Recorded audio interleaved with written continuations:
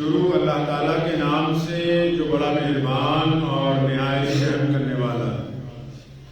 تمام حضرات سورہ فاتحہ اور درود پاک پڑھ لیجئے۔ اعوذ باللہ من الشیطان الرجیم، بسم اللہ الرحمن الرحیم، الحمدللہ رب العالمین، الرحمن الرحیم، مالک یوم الدین، ایاک نعبد و ایاک نستعین، ایاک نعبد و ایاک نستعین، ایاک نعبد وإياك نستعين، اهدنا الصراط المستقيم صراط الذين أنعمت عليهم غير المغضوب عليهم ولا الضالين آمین۔ سورہ درود شریف پڑھیے۔ اللهم صل على محمد وعلى آل محمد كما صليت على إبراهيم وعلى آل إبراهيم إنك حميد مجيد۔ اللهم بارك على محمد وعلى آل محمد كما باركت على إبراهيم وعلى آل إبراهيم إنك حميد مجيد۔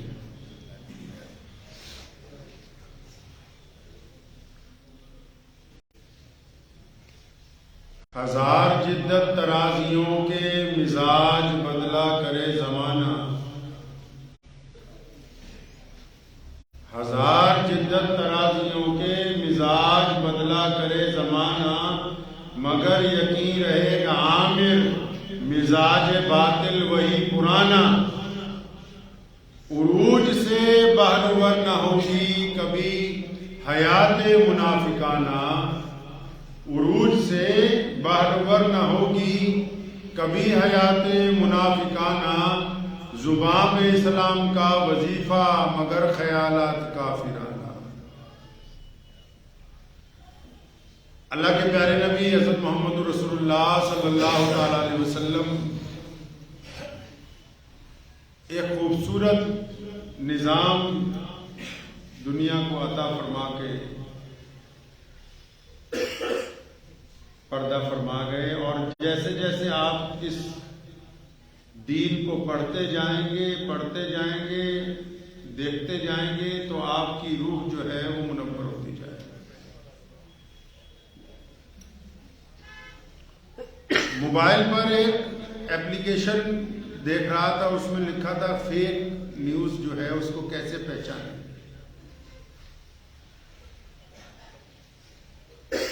قرآن پاک کو جب پڑھا، قرآن پاک کو جب دیکھا تو اللہ تبارک و تعالیٰ نے 1450 سال پہلے اس کے اوپر گفتگو فرمائی۔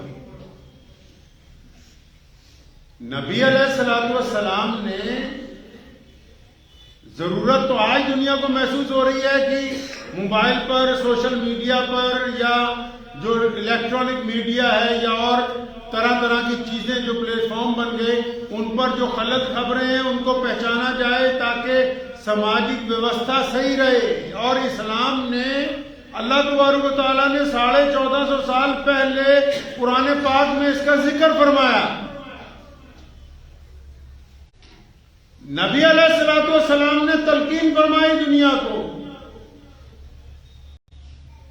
اور صاف لفظوں میں اللہ تبارک و تعالیٰ نے حکم فرمایا کہ ایمان والو، جب کوئی خبر دینے آئے تو پہلے اس بات کی تصدیق کر لو کہ خبر دینے والا فاسق تو نہیں، فاجر تو نہیں، منافق تو نہیں۔ یہ نہ ہو کہ تم جھوٹی خبر سن کر کسی قوم کو، کسی ساتھی کو، کسی دوست کو، کسی رشتہ دار کو نقصان پہنچا دو۔ پتہ یہ لگا کہ خبر دینے والے کی بجائے پہلے سننے والوں کو خبردار کیا قرآن پاک نے کہ یہ جو بندہ تمہارے تک خبر لے کے آ رہا ہے، باقاعدہ صورت پوری آیت نازل کی گئی کہ یہ جو بندہ خبر لے کے آ رہا ہے، یہ جو تمہیں آ کے کہہ رہا ہے۔ ہمارے یہاں کہاوت مشہور ہے پنجابی چ، وہ کہتے ہیں کہ کوئی آ کے کہے نا بھئی اور کتا تیرا کان لے گیا تے کتے پیچھے نہ بھجو، پہلا کان بھی دیکھ لو ہے گا نال کے نہیں ہے گا۔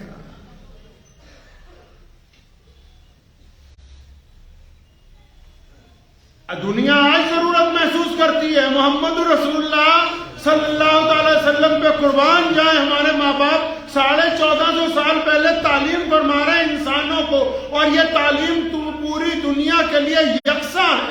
ہر قوم، ہر مذہب، دنیا کے تمام انسانوں کو خبردار کیا کہ دیکھو جو بندہ تمہیں کوئی بات بتانے آ رہا ہے، جو بندہ تمہارے پاس کسی کی برائی کرنے آ رہا ہے، جو بندہ تمہیں یہ کہنے آ رہا ہے کہ فلاں بندہ تمہیں مارنا چاہتا ہے، پہلے اس کے کردار کو دیکھو، پہلے اس کے عمل کو دیکھو، پہلے اس کی بول چال کو دیکھو، اس کے چال چلن کو دیکھو۔ اگر یہ خود ہی بدماش ہے، یہ خود ہی بے ایمان ہے، تو یہ سمجھ جاؤ کہ یہ بندہ جھوٹ بول رہا ہے، تمہیں لڑوانا چاہتا ہے اور جھوٹوں کی بات کے اوپر یقین نہیں کیا۔ باقاعدہ علامتیں بتائیں منافق ہوتا کون ہے، فاسق اور فاجر ہوتا کون ہے۔ کئیاں نو بہم ہو گیا بس مسلمان ہی دا کوئی منافق ہوندا ہی نہیں، ساری نہیں منافق سب میں ہوتے ہیں، ہر جگہ ہوتے ہیں، قوموں میں ہوتے ہیں، خاندانوں میں ہوتے ہیں، بازار میں ہوتے ہیں، گھروں میں ہوتے ہیں، مسجدوں میں ہوتے ہیں، یونیورسٹیوں میں ملتے ہیں۔ منافق کون ہوتا ہے؟ پیارے نبی حضرت محمد رسول اللہ صلی اللہ علیہ وسلم نے فرمایا منافق کی علامت یہ ہے کہ جب بولتا ہے تو جھوٹ ہی بولتا ہے۔ پہلی پہچان اس کی یہ ہے کہ جب بولتا ہے تو جھوٹ بولتا ہے۔ یہ جو علامتیں نبی علیہ الصلوۃ والسلام نے بتائیں یہ دوسروں میں تلاش کرنے کے لیے نہیں بتائی گئی ہیں۔ علامتیں جو بتائی جاتی ہیں یہ نہیں کہ ہم پہلے دوسروں میں تلاش کرنے لگیں، پہلے ان علامتوں کے آئینے میں اپنا دل، اپنا چہرہ، اپنا مزاج، اپنا رنگ ڈھنگ چیک کرنا پڑتا ہے کہ کہیں ہمارے میں تو نہیں وہ علامت۔ جس طرح کوئی بیماری کی کوئی بتا دیتا ہے فلاں بیماری کی فلاں علامت ہے، فوراً ہم چیک کرتے ہیں اچھا ہمارے میں تو نہیں ہے پائی جاتی۔ تو جو بندہ جھوٹ بولنے کا عادی ہو وہ منافق ہے، جو بولتا ہی جھوٹ ہے۔ اور آج کل تو ماشاءاللہ جھوٹ بولنے والی مشین ہر ایک بندے کے جیب میں ہے، جس کو موبائل کہتے ہیں۔ قصدن لوگ فطرتاً جھوٹ بولنے لگے، اگر کھڑے اس چوراہے پہ ہیں تو کہیں گے گھنٹہ گھر کھڑے ہیں، بلا ضرورت جھوٹ بولنے لگے۔ پیارے نبی صلی اللہ علیہ وسلم نے فرمایا منافق کی پہلی علامت یہ ہے کہ جب بھی بولتا ہے تو جھوٹ بولتا ہے۔ اچھا منافقوں کا کام کیا ہوتا ہے؟ منافقوں کا کام ہوتا ہے لوگوں کو ڈرانا، لوگوں کو وہم میں ڈالنا، لوگوں کی ہمت کو توڑنا۔ اگر آپ کوئی کام کرنے لگے، کسی سے مشورہ کرنا، تو مشورہ کرنے سے پہلے یہ طے کریں کہ مشورہ کرنا کس سے ہے۔ ایسے منافق کے پاس جاؤ گے جو بذات خود جس کا کام ہے خاندان میں لوگوں کو برگلانا، لوگوں پر گندے الزامات لگانا، لوگوں کو آپس میں توڑنا، لوگوں کی ترقی کو دیکھ کر جلنا، اگر ایسے بندے کے پاس جاؤ گے تمہیں ڈرائے گا۔ حفیظ مہرٹی نے کہا نا کہ بزدلوں میں نہ جا مشوروں کے لیے، بزدلوں میں نہ جا مشوروں کے لیے۔ مشورہ کس سے کرنا ہے بھائی؟ کام شروع کرنے لگے کس سے مشورہ کرنا ہے، تعلیم شروع کرنے لگے کس سے مشورہ کرنا ہے، گھر بنانے لگے کس سے مشورہ کرنا ہے، کوئی دینی پروگرام میں انعقاد کرنا کس سے مشورہ کرنا ہے، کوئی سماجی ویوستھا میں کام کرنا کس سے مشورہ کرنا ہے، کسی کی مدد کرنی ہے کس سے مشورہ کرنا ہے۔ اب اگر خیرات بانٹنی ہو تو مشورہ کرنے کے لیے کسی کنجوس سیٹ کے پاس پہنچ جاؤ کہ باؤ جی میں تو خان صاحب میں نے تو فلاں میاں صاحب میں نے تو پیسے بانٹنے ذرا دماغ خراب ہو گیا پیسے بانٹنے۔ تو مشورہ کس سے کرنا ہے؟ مشورہ انہی سے کرنا ہے جو لوگوں کو ڈرانے والے نہ ہو، جو لوگوں کی ہمت توڑنے والے نہ ہو، جو معاشرے کے اندر گند ڈالنے والے نہ ہو، جو ہمت بڑھانے والے ہوں، جو حوصلہ افزائی کرنے والے ہوں۔ اسلام نے کہا تمام دنیا کے مسلمانوں کو تلقین کی کہ اگر تم کسی کا حوصلہ بڑھا نہیں سکتے تو گھٹاؤ نہیں، اگر کسی کی تعریف نہیں کر سکتے تو اس کی برائی بھی مت کرو۔ اب منافق کا دوسرا کام ہے کہ جب وعدہ کرتا ہے تو پورا نہیں کرتا. وعدہ کر دیا اچھا تو چل میں آیا. ارے ایمان والے کی تو زبان پہ ہی دنیا میں بڑے بڑے کام ہو گئے. نبی علیہ السلام ایک جگہ تشریف لے جاتے ہیں, ساتھ والا ساتھی کہتا ہے آپ رکے میں آیا ہو, جا کے بھول جاتا ہے. نبی علیہ السلام اس کے انتظار میں کھڑے ہیں. دن گزر گیا, رات گزر گئی. منافق کی دوسری علامت یہ ہے کہ جب اس سے وعدہ کرتا کسی سے تو وعدہ پورا نہیں کرتا. تیسری منافق کی علامت یہ ہے کہ اگر اس کے پاس امانت رکھ دی جائے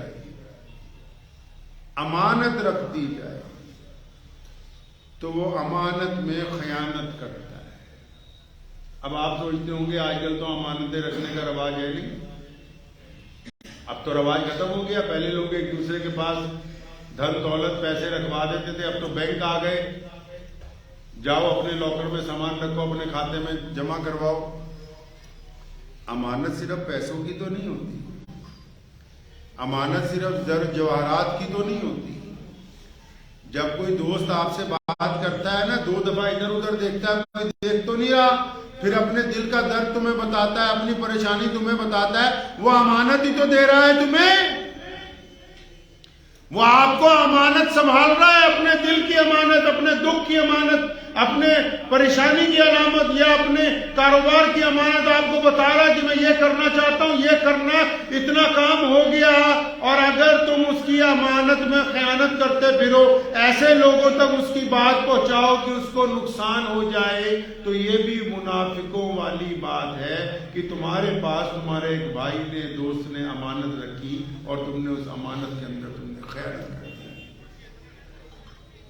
ادھر وعدہ کرتا ہے کل پیسے دے دوں گا, اور دل میں پکا یقین ہے کہ دینے نہیں. کل پھر آئے گا, اس کو پرسوں کا کہہ دیں گے, پرسوں آئے گا کہے گا اگلے جمعے کو دے دیں گے. دینے تھوڑی ہیں, یہ منافق ہے. یہ تو ویسے ہی دکھاوے کی نمازیں پڑھ رہا ہے. اللہ تعالیٰ کو منافق نہیں پسند.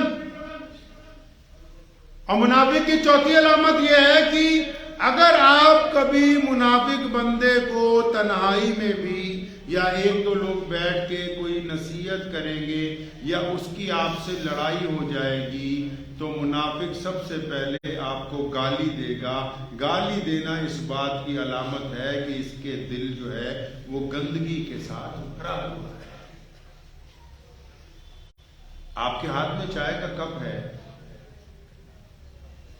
کسی نے دھکا مارا تو کیا گرے گا اس میں سے؟ چائے گرے. اگر کپ میں دودھ ہوتا تو کیا گرتا؟ دودھ گرتا. اور دودھ کی جگہ اگر گلاب کا عرق ہوتا تو کیا گرتا؟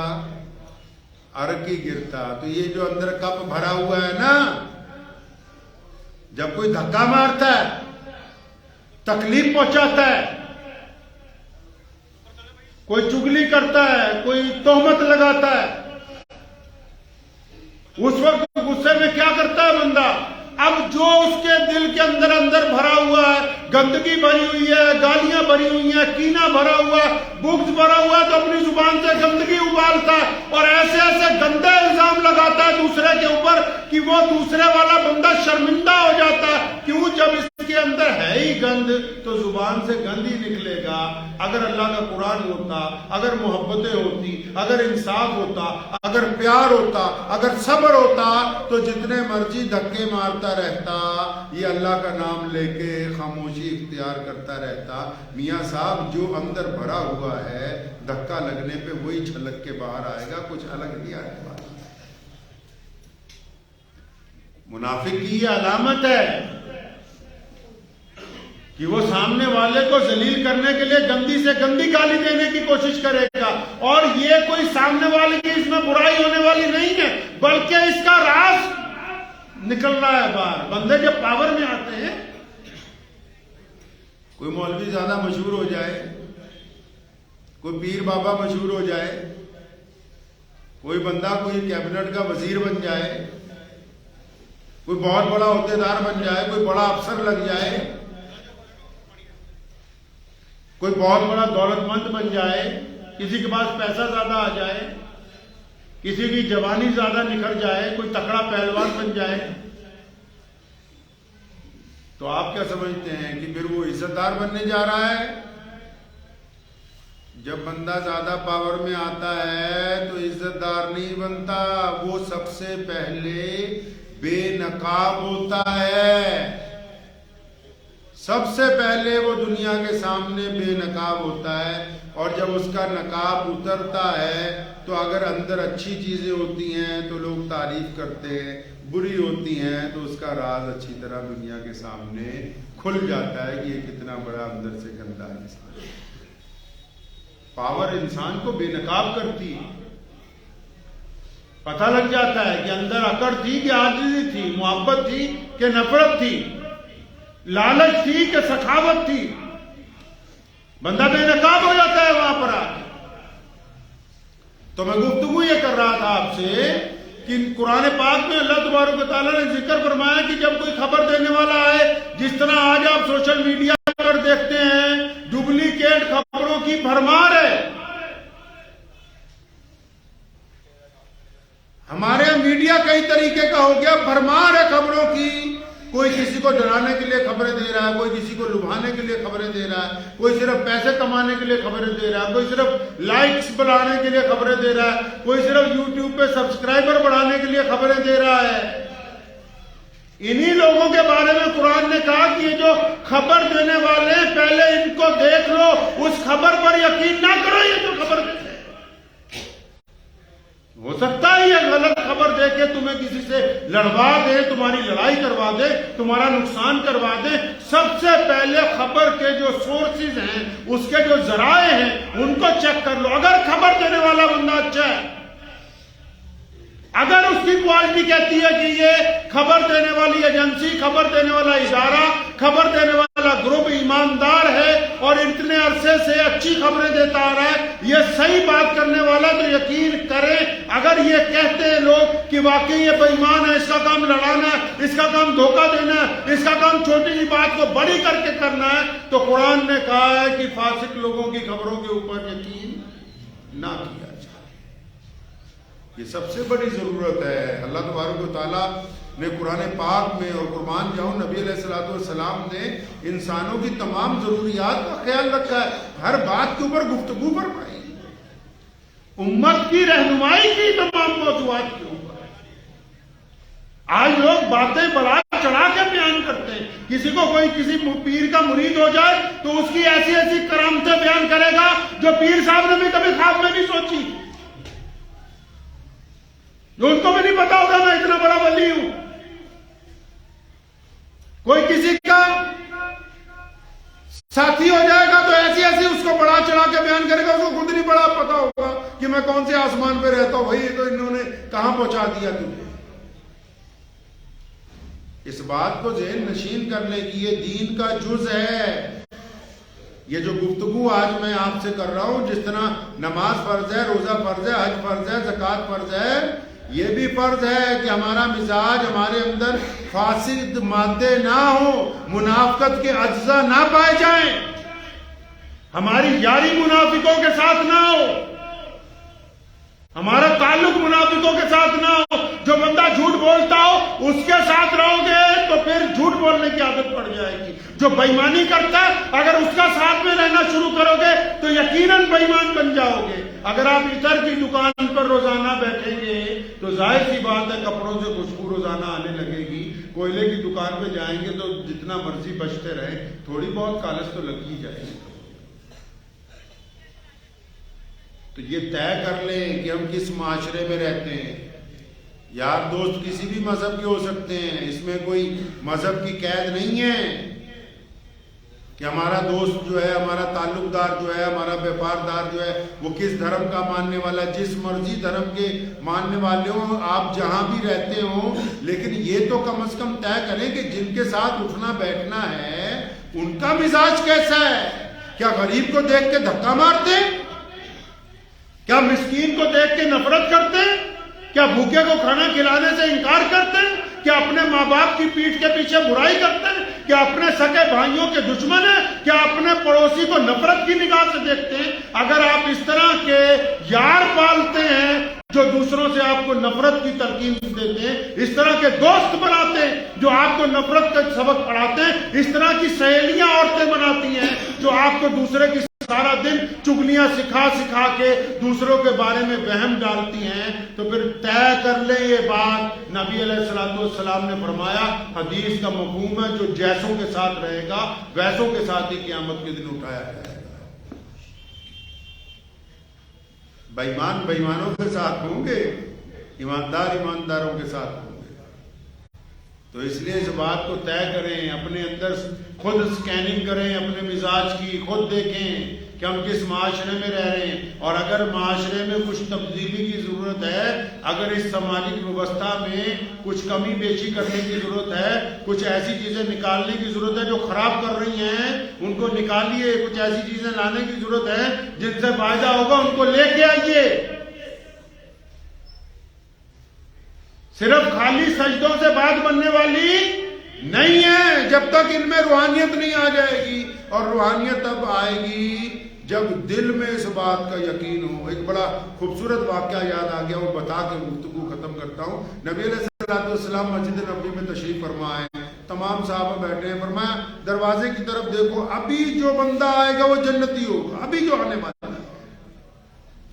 تو سب لوگ دروازے کی طرف دیکھنے لگے۔ ایک صحابی آئے، داڑھی سے وضو کا پانی ٹپک رہا تھا، وضو کر کے آئے، اندر داخل ہوئے، سب دیکھے، بڑے کچھ ہو گئے بھی یہ بندہ جنتی ہے۔ کچھ دن بعد نبی علیہ الصلوۃ والسلام پھر بیٹھے، صحابہ سے فرمایا دروازے کی طرف دیکھو، اب جو آنے والا ہے جنتی ہے۔ پھر دیکھا تو وہی بندہ۔ ایسا جب 2-3 مرتبہ ہوا تو ایک نوجوان صحابی بیٹھے ہوئے تھے، ان کے دل میں بڑی چاہت پیدا ہوئی، یار یہ بڑے میاں ایسا کون سا کام کرتے ہیں یار کہ نبی علیہ الصلوۃ والسلام جب کہتے ہیں کہ جو اندر آنے والا وہ جنتی ہے تو یہی آتے ہیں الگ الگ وقت میں بھی۔ تو جیسے ہی نماز ختم ہوئی وہ سب لوگ باہر نکلے تو وہ بھی ان بڑے میاں کے پیچھے پیچھے چلے۔ آدھے راستے میں جا کے سلام کیا، السلام علیکم چچا۔ وعلیکم السلام۔ چچا میرے گھر میں آج ناراضگی ہوگی ابا کے ساتھ، ایک رات گزارنی ہے، آپ اپنے پاس لے جاؤ۔ میں لے جاؤں گا بھائی۔ اس کو اپنے ساتھ لے آئے اپنے گھر، دیکھا باغ میں رہتے ہیں، کھجوروں کے باغ میں، وہیں جھوپڑی ڈال رکھی، سادہ سی زندگی ہے۔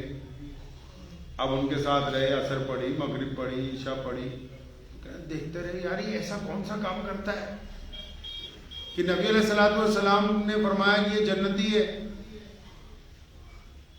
تو رات کو جب لیٹ گئے، بستر بچھوا دیا انہوں نے، تو فرماتے ہیں وہ تو سو گئے، اب میں ساری رات نہ اپنی چادر میں سے دیکھتا رہا کہ اب اٹھیں گے، اب کوئی ایسی نماز پڑھتا ہوگا، کوئی تسبیح کرتا ہوگا، پتہ نہیں ایک ٹانگ پہ کھڑا ہو کے ساری رات اللہ اللہ کا نام لیتا ہوگا، یا ساری رات کوئی ایسا ذکر کرتا ہوگا۔ بھی کرتے کیا ہے جی بھائی؟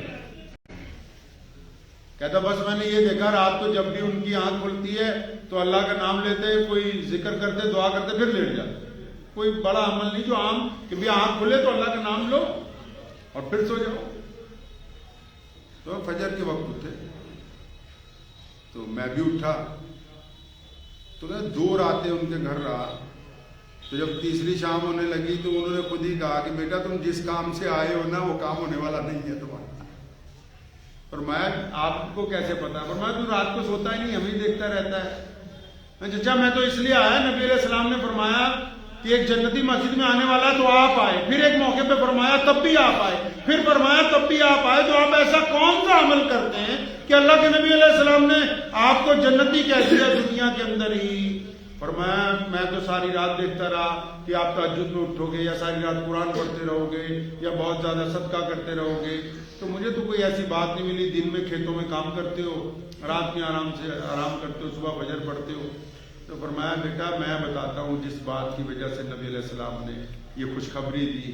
فرمایا کہ میرے دل میں دنیا کے کسی انسان کے لیے رتی بھر بھی برائی نہیں ہے، اس لیے نبی علیہ السلام نے فرمایا کہ کسی کے لیے کوئی برائی نہیں، اور میں دل کو خندقوں سے، نفرتوں سے پاک کر کے سجدہ کرتا ہوں۔ اور یہ حقیقت ہے۔ اب آج جو انگریز ہے نا وہ روزانہ رسول اللہ صلی اللہ علیہ وسلم کی سیرت پڑھتے ہیں۔ دنیا میں سائنس نے اگر کسی کتاب کو آج تک اپنی لائبریری میں برابر رکھا ہے تو اللہ کا قرآن ہے۔ قرآن نے کہا نا صبر کرو، اور اللہ نے فرمایا، رسول اللہ نے بھی کہا کہ معاف کرنے والا اللہ کو پسند ہے۔